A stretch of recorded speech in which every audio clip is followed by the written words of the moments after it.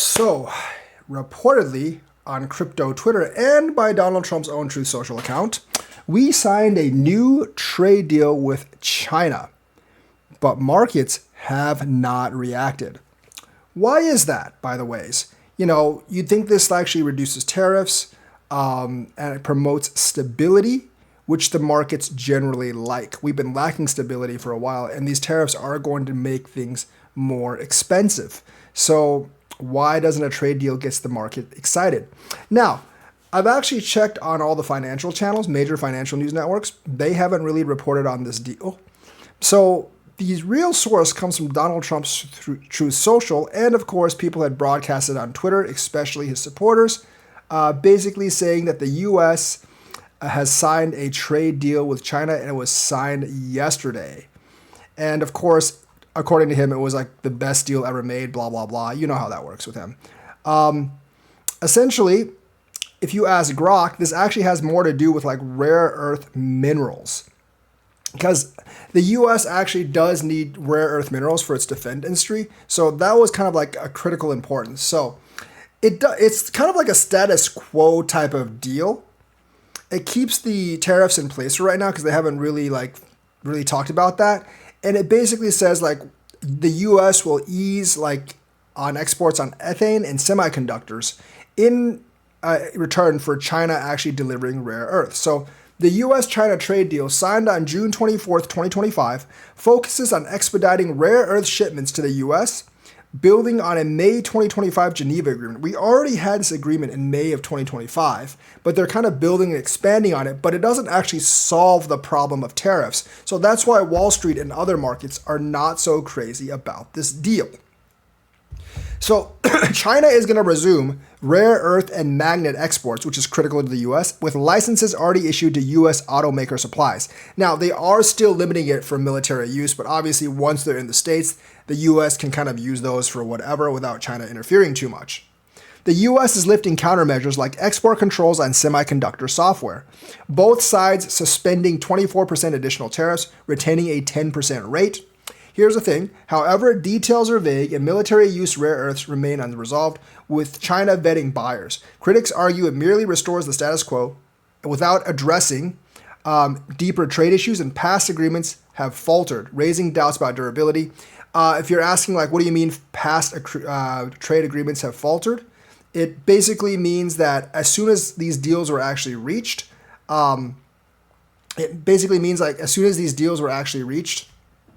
like both sides accused the other of basically breaking the deal, and the deal basically got suspended.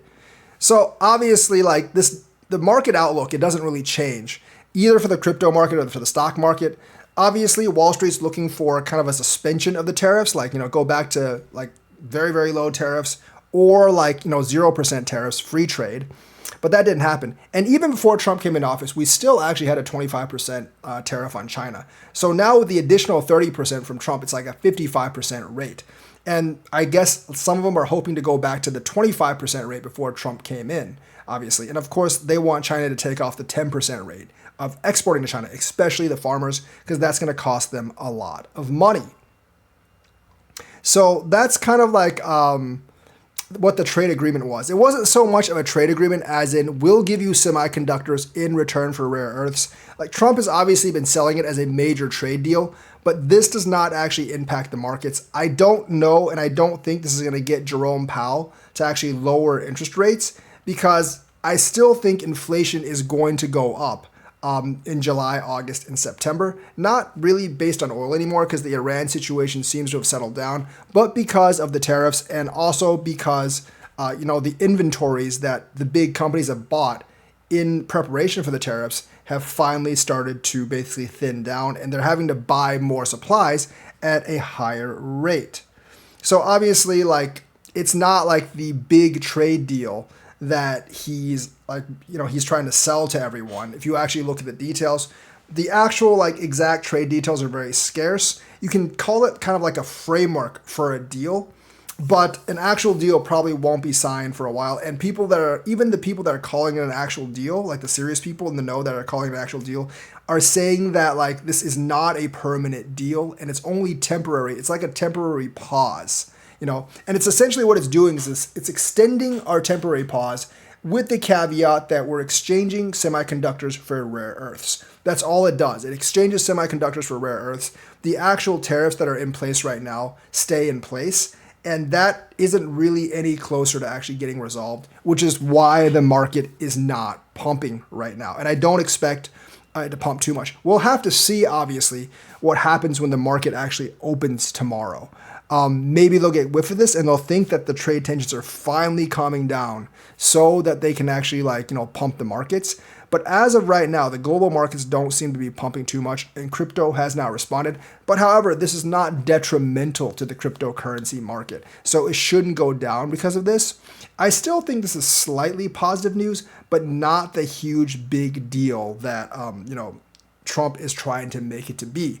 And of course, his supporters are saying this is a breakthrough deal, and the other side caved. The other side didn't cave. No one actually caved this time. It's essentially the same agreement we had in May.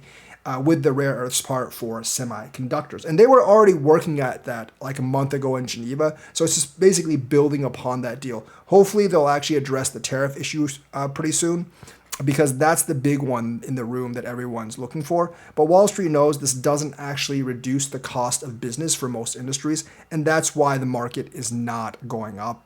And it's really not affecting the flow of the market, and it's not like causing futures to go up like crazy, because if they got rid of the tariffs, I can definitely tell you the market would actually be going up like crazy. Also, they did adjust GDP for Q1 down, I think from 1.7 to 1.4, I think, or something like that. And I think like they adjusted the overall year down as well. I think they adjusted the predictions for the year, I think, from 1.7 to 1.4 or something like that. And realistically, we're probably going to, after Q2, it's probably going to grow by even less than that at this point. So there's some bad news, obviously, for the markets as well. In terms of the other stuff in crypto, I mean, you can see that the press release, the official press releases for the trade, the US doesn't even have this deal on there. So it's more bluster than really anything else. Also, Bitcoin hash rate has actually gone down about 15%. It's like the biggest drop over the last 2 weeks we've had in a couple of years. Obviously, we've had other drops before, but this one is a bigger percentage drop. So I do expect Bitcoin to go down a little bit before it actually comes back up before it comes back up, and hopefully it comes back up better than ever. What I'm really concerned with is on TradingView. If you look at this, the volume is still extremely low on Bitcoin, and it's even lower on alts. The MACD is actually turning positive. So I think after this specific dip, because of the hash rate, we will actually go up. But I don't think we'll have the parabolic rise that we're looking for just yet. We're still looking for this fall in the rate cuts. And remember, Jerome Powell did actually hint that he was open to rate cuts in July, but I think he is still favoring getting those rate cuts in September instead. And hopefully October with the ETFs coming through, that's when essentially everything comes together. But for right now, the news and the charts, unless they broadcast this trade deal as a giant win, which I don't think any of the news networks, conservative or liberal, are broadcasting this so-called trade deal as, and there's no official press release from the trade website of the United States. So the official news channels are going to be reporting on it.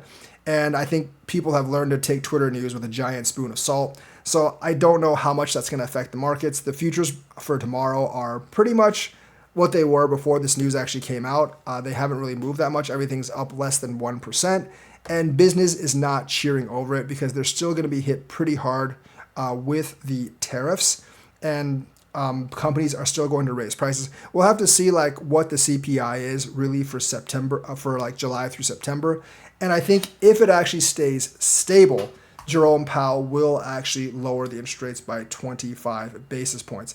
I don't know where the rumor came from that we're getting a big stimulus check. I highly doubt that's happening. I don't think Doge actually saved anything. So you're definitely not getting a $5,000 check from Doge, and you're gonna have to wait at least until around midterms time at the end of next year to get that stimmy check, because he might want to buy some votes towards the midterms. But before that, I doubt you're getting any real kind of stimulus check. And I think the rate cuts are going to be very slow and calculated. So that's kind of like what I have to report. Like and subscribe, hit the bell notifications button, and I will see you guys later.